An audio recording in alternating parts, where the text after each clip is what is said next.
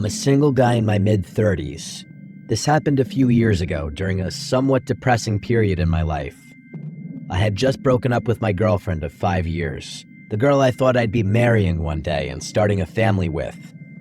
It's safe to say I was pretty lost at that time. I can't lie, the psychological damage of the breakup was pretty severe. I spent entire weeks sulking and forgetting to take care of myself. I'd wake up, talk to no one, go to work, talk to no one, and come home to spend the rest of the day in bed. The weekends were even worse. I'd forget to eat, and I wouldn't leave the house. I'd binge watch movie after mind-numbing movie, not even realizing what I was watching half the time. But enough with the sob story. I'm much better now, although I still often think about the life I could have had if things went differently. Anyway, it was a Saturday night. I was slumped on the couch, barely moving except to hit play on another random movie. I couldn't even tell you what it was. Just another mindless action flick I'd forget about by the time it ended. For context, I was in my room, which is on the second floor of my house. I have a couch and a TV in my bedroom, so I typically never watch TV anywhere else but there. At one point, I looked down at my phone. It was a few minutes after 9 p.m. I remember that distinctly because my mom was calling me for like the 4th time that day. I didn't want to ignore her, but I let it ring out anyway. I knew she meant well, but I couldn't bring myself to talk. I didn't want to hear the usual questions about whether I'd eaten or gone outside. Eventually, I got tired of whatever was playing and backed out to the menu. I wasn't really in the mood for anything, but I clicked on some random horror movie I'd never heard of. It was one of those generic ones with a grainy thumbnail. I figured I'd half watch it until I fell asleep. About 20 minutes in, I realized the movie was even worse than I expected. The audio was a mess. Every time someone talked, I had to turn the volume way up just to catch a word or two. And then the next sound effect would blast through the speakers and damn near rupture my eardrums. For whatever reason though, I kept the movie on. I think it was just because I was too lazy to change it again. At some point, I started noticing this weird sound effect in the movie. It was this sharp, metallic clang, kind of like a pipe hitting concrete. It didn't match anything that was happening on the screen. No one was holding metal, and no one was in a warehouse or anything like that, and it wasn't timed with the scares either. It would just show up every minute or so, like the director had accidentally looped it or something. Same exact sound, same volume, and same pitch. It was almost too consistent to be a coherent sound design choice. That plus the fact that the rest of the audio was mixed so poorly made me question how the movie had even made it to streaming platforms.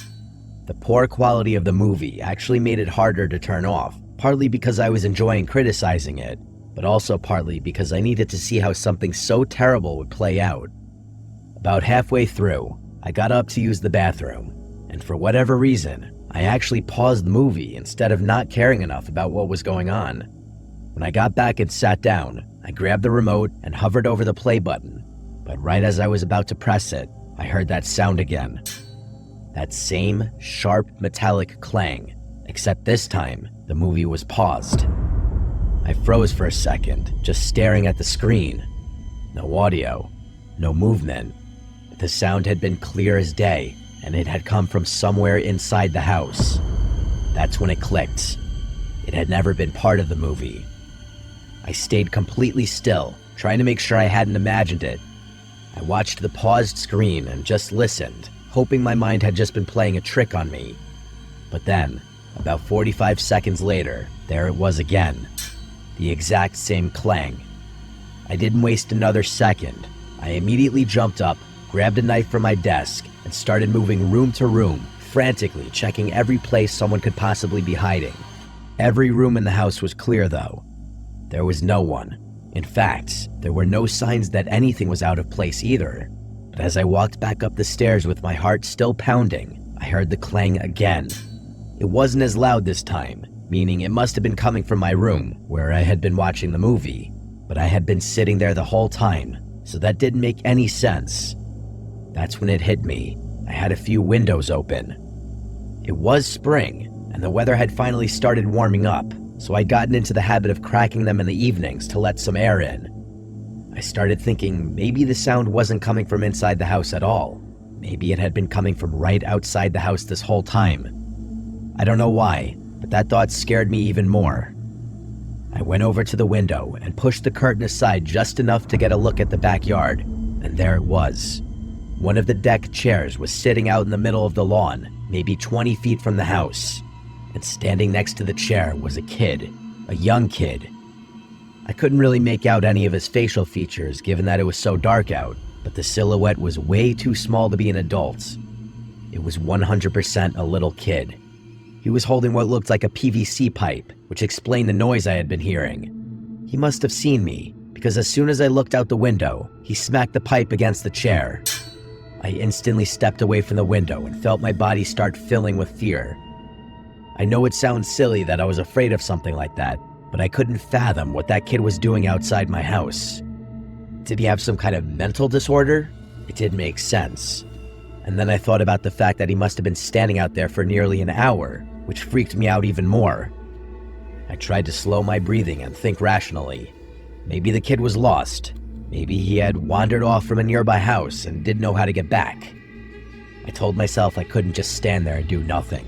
So I went down the stairs and made my way through the house toward the back door, trying to keep calm. I even turned on the porch light, thinking it might help the kid feel less spooked, or at least give me a better look at him.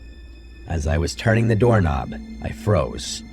Something about it felt wrong, like I was walking into some kind of trap. If that kid were really lost, wouldn't he ring my doorbell or call out to me through my window? And even if he were too scared to, and ultimately decided that banging a pipe against one of my chairs was the best option, would he really stick to that strategy after a whole hour? It was insane. Something in my gut told me not to go outside, so I slowly backed away from the door. I crept over to a small window just left of the door, one that overlooked the porch and part of the backyard. I kept the light off behind me and slowly tilted the blind with 2 fingers, just enough to see through without drawing attention, and there they were. There were 2 men wearing all black, crouching below my back door, as if ready to ambush me the second I opened it.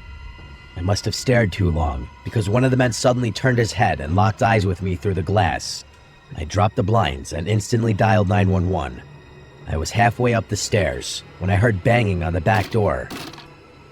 Those guys were trying to break in. I sprinted to my bathroom and locked the door.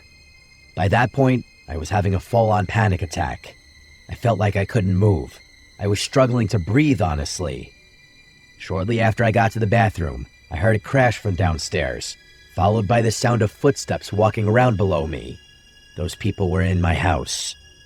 I heard a set of footsteps walking up the stairs, and I held my breath as they made their way down the hall. I saw the bathroom doorknob turn ever so slightly, followed by a loud bang, like they were trying to kick the door down. That made me lose it.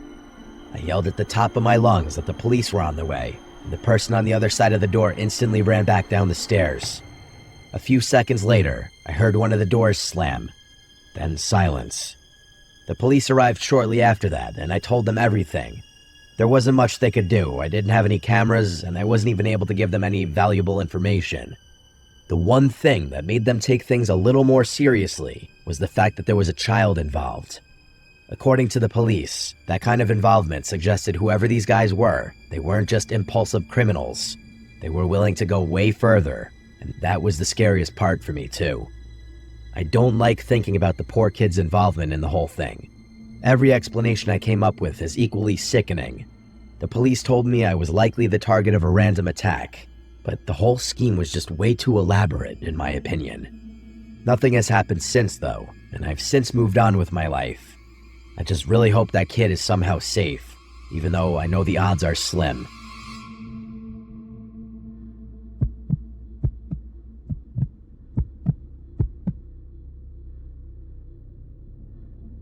It's currently 2024 as I'm writing this. I'm a senior and I'm graduating in a couple weeks. Let me give you all a very brief rant. I never understood how most of my friends could survive a whole week-long spring break trip to Miami or some other party destination. I simply can't. So for every year of college, spring break was an excuse for me to just go home and relax. This past spring break was no different. I'd essentially be going off the grid for a week, taking a break from grueling schoolwork and mindless drama. I was actually really pissed because I had been working on a flawless regrade request for a midterm I had just taken, and my scummy TA denied it for no good reason. But anyway, it was a Monday morning. I didn't really have any plans, just needed to get a workout in, but that was about it. I've always been a morning workout guy. It's the one thing that makes me feel like I have my life together. So even though I was home for spring break and technically had nothing to do, I still set my alarm for 6 a.m. and forced myself out of bed. I figured if I got to the gym early enough, I could beat the rush. By 6:20, I was already dressed, out the door, and on the road. The drive to the gym takes about 15 minutes, mostly back roads through quiet residential neighborhoods. Nothing ever really happens out there. It was definitely a nice place to grow up in, but a little boring once I got older and all my childhood friends started moving on with their lives. I was driving along listening to some YouTube beats when something strange caught my eye. There was an ice cream truck parked along the curb, just sitting there, engine off, no lights. That wouldn't have been weird in the summer, I guess, but this was mid-March. It was still kind of chilly out. All the kids were still in school, too. There was no reason for an ice cream truck to be sitting there at 6:30 in the morning. It looked completely out of place. As I drove past the truck, I slowed down just enough to glance through the driver's window. It was empty. By the time I turned the corner and left it behind, I found myself thinking more about it than I should have. I don't know why. The sight just felt a little bizarre. It wasn't just that it was too early in the year for ice cream trucks. It was that I couldn't remember ever even seeing one in my neighborhood at all. Not even when I was a kid. My area just wasn't that kind of place. As weird as the whole thing was, I quickly dismissed it and proceeded with my workout. After the gym, I got a quick bite to eat and headed home, feeling like I'd actually done something with my morning. But as I turned onto the same street from earlier, the ice cream truck was still there, in the same exact spot. That made me pause. I figured someone would have called it in by now.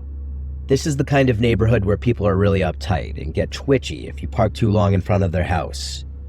That actually reminds me of a time when some grumpy woman gave my friends and I crap for parking in front of her house, even though we were waiting for our other friend who lived right next door. I say that to say that I'm not crazy for expecting someone to have called the police about the truck. Curiosity got the better of me.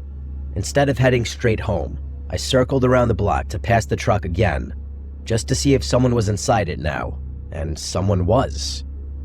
As I drove past the second time, I must have been a little too obvious with how slowly I was driving, because the guy in the front seat locked eyes with me for a few seconds. He looked really off.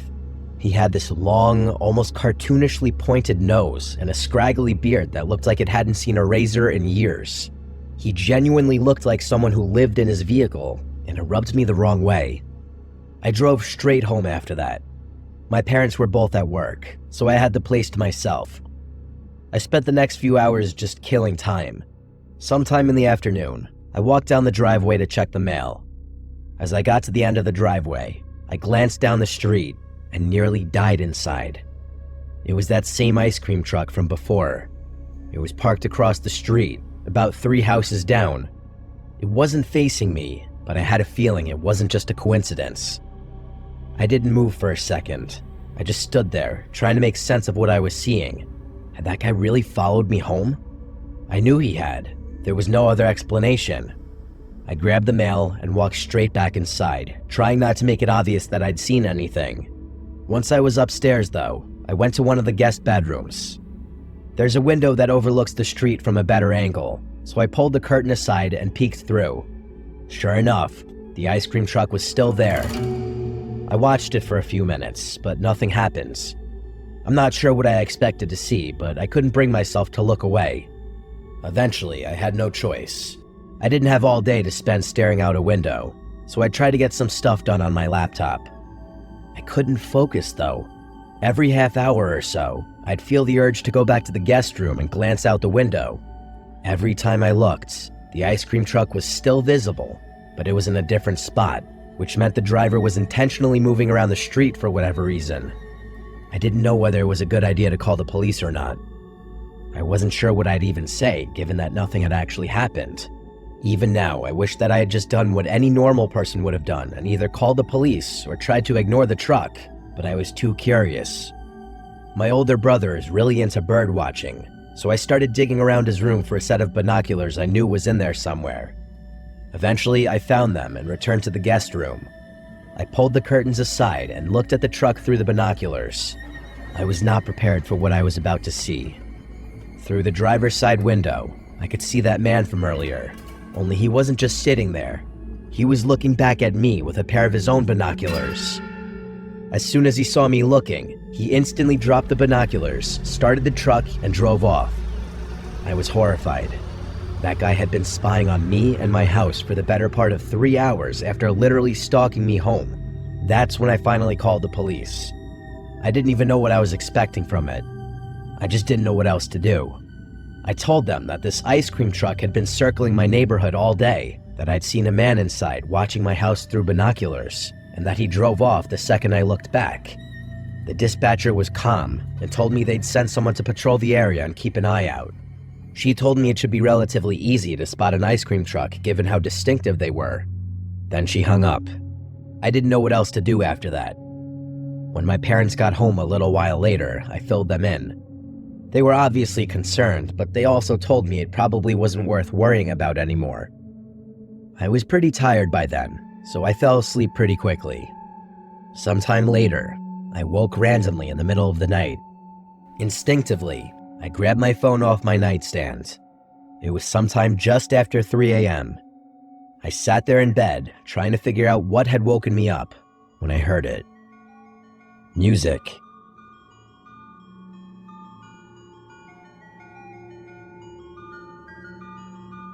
It was very faint, almost too faint to notice at first. I kept listening, and panic started building inside me when I realized what kind of music it was. The jingle of an ice cream truck. Before I could do anything, something clicked softly against the glass of my bedroom window. I instantly connected the dots. Someone was throwing rocks at my window. That had to be what had woken me up. The music was way too quiet on its own. I sat frozen for a while, staring at the wall across from me. I kept telling myself to look, to just get up and check. But every time I started to move, my body locked up again. Eventually, I forced myself to do it. I crept toward the window and stood to the side of it for a second. On the count of 3, I peeled back the curtain in one fluid motion and looked. The man from earlier was standing in the middle of my front yard, right below my window, and on either side of him, holding his hands, were 2 small children, or at least they looked like children based on how short they were. I really couldn't tell on account of how dark it was. I didn't waste another second. I tried to ignore the pounding in my chest, stepped away from the window, and immediately went to wake up my dad. I had already dialed 911 by the time he went downstairs to have a look around. My dad's a pretty tough guy, so I figured he'd want to handle things himself. Unfortunately, that man had somehow slipped away in the few minutes it took us to get outside. The police arrived a while later. A few days went by and we never heard anything, and I eventually had to go back to school, but my parents promised me they'd be on high alert. That was almost a month ago, and luckily, my parents haven't told me about any strange occurrences since then. The reason I'm writing this now, though, is because my mom called me a few days ago. Apparently, there was a missing persons case that had just gone public in our hometown. 2 6-year-old twins, a boy and a girl, had vanished from a neighborhood about 30 minutes from where we lived. The moment she said it, my mind went straight back to that night, to those 2 small figures standing on either side of the man in my front yard. The whole thing honestly makes me sick. Why would that guy sit at my house for hours and throw rocks at my windows in the middle of the night? And why even go to those lengths if he was involved in something as serious as a kidnapping? Maybe he was worried that I had somehow caught on to what he was doing, but if he had really taken those kids, wouldn't attention be the last thing he'd want? And then there's the kids themselves. I wonder if they were already with him when I first saw the truck that morning, or were they somewhere else? I really can't stop thinking about it. The only explanation I can come up with is the type of person who'd kidnap a child doesn't think like normal people do, which is why that man would risk getting caught just to freak me out. My mom followed up with the police to try and shed some light on the case and our possible connection to it. If anything ever happens, I will send an update.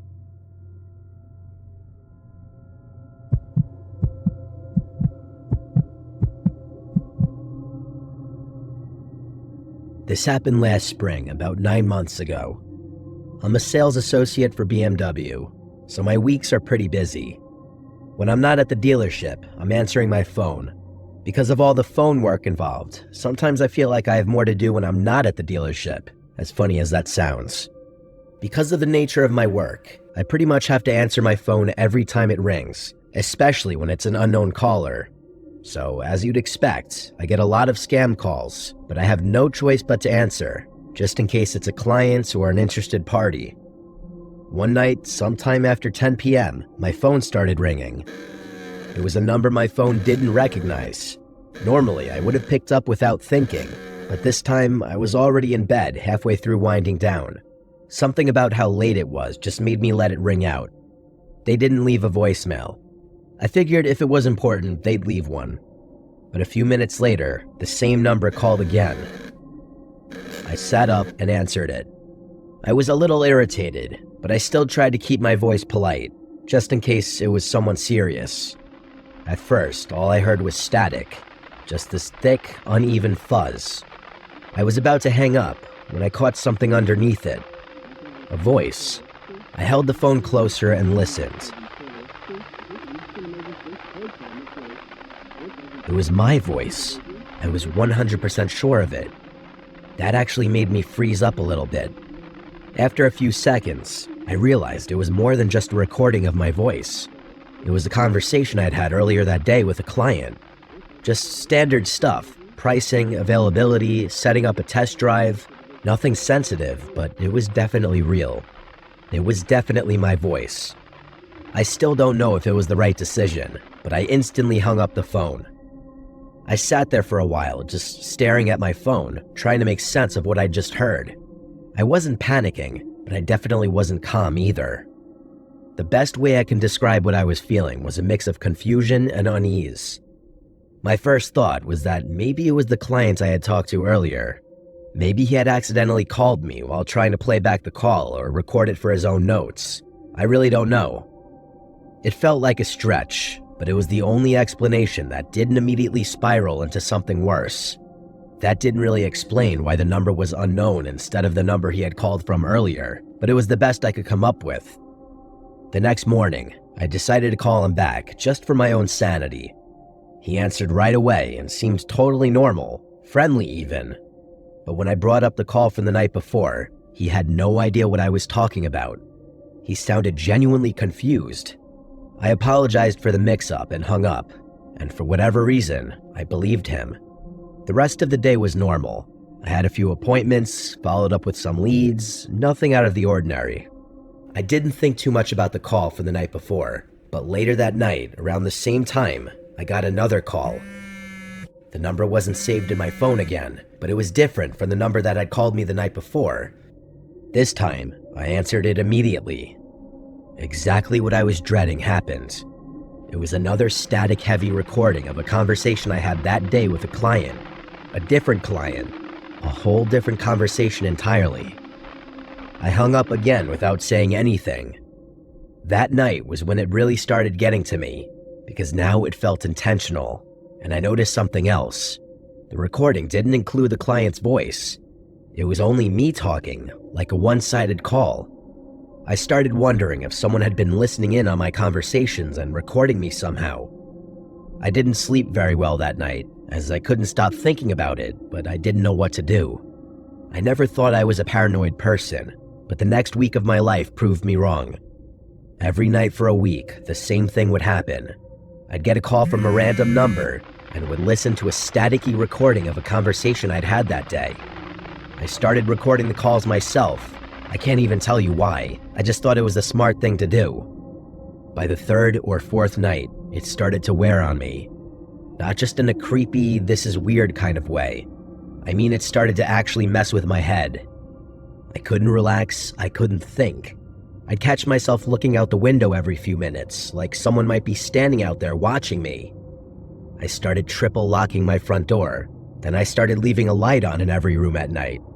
At one point, I even moved a chair in front of my bedroom door. Looking back, it's really hard for me to explain any of these decisions, but my mind was in a very different place during that period. Anytime my phone rang, even during the day, I'd step outside and answer it from the safety of my car, where I could see every angle around me. It sounds crazy now, but I couldn't shake the feeling that I was being watched. At one point, I even brought it up with the police. I felt ridiculous doing it, but I figured if someone was monitoring me, I had to at least make some kind of report. The officer I spoke to was polite enough, but I could tell right away they didn't take it seriously. He said they could try looking into the numbers, but unless there was a direct threat or evidence of harassment, there wasn't much they could do. I don't know if they actually tried to trace the calls or just filed it away and forgot about it. Either way, it didn't help. If anything, it made me feel more alone in it.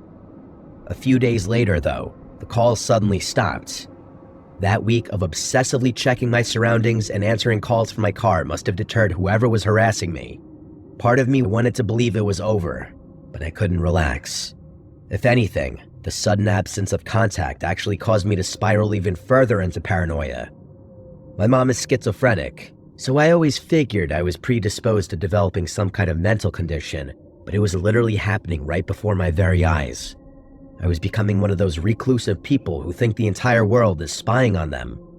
I ended up getting a brand new personal phone number.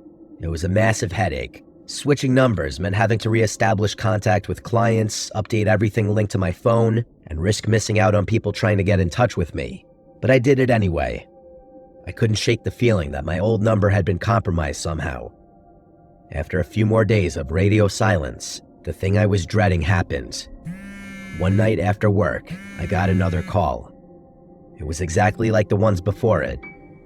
I kept my cool, and instead of remaining silent and hanging up, I actually spoke.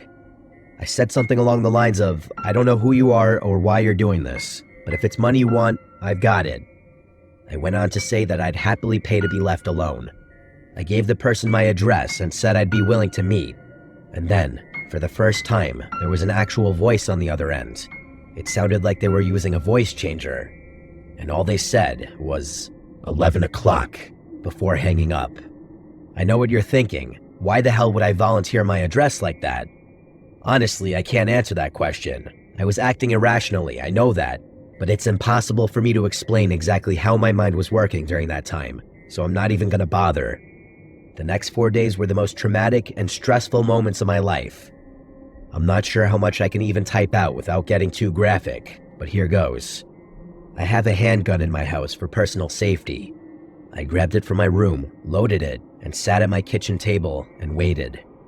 I can't even begin to explain all the thoughts that were bouncing around in my head as I sat there.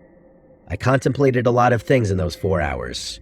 I'd go as far as to say that had it not been for sheer chance, I might not be typing this out right now. Just thinking about that night gives me a sickening feeling.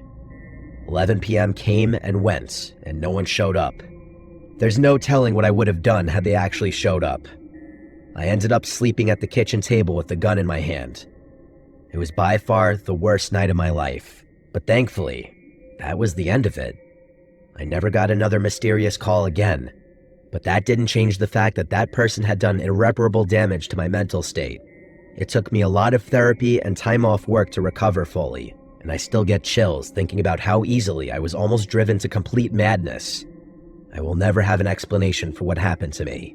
I have no idea how that person recorded my conversations or who they even were. I have no idea why they harassed me or why they stopped for that matter. I've since moved out of that house, but there's not much I can do beyond that. If anything, this experience has made me a lot more fearful of the future. I can't help but think that I'm destined to end up just like my mom. Hopefully getting this out there will help me heal in some way.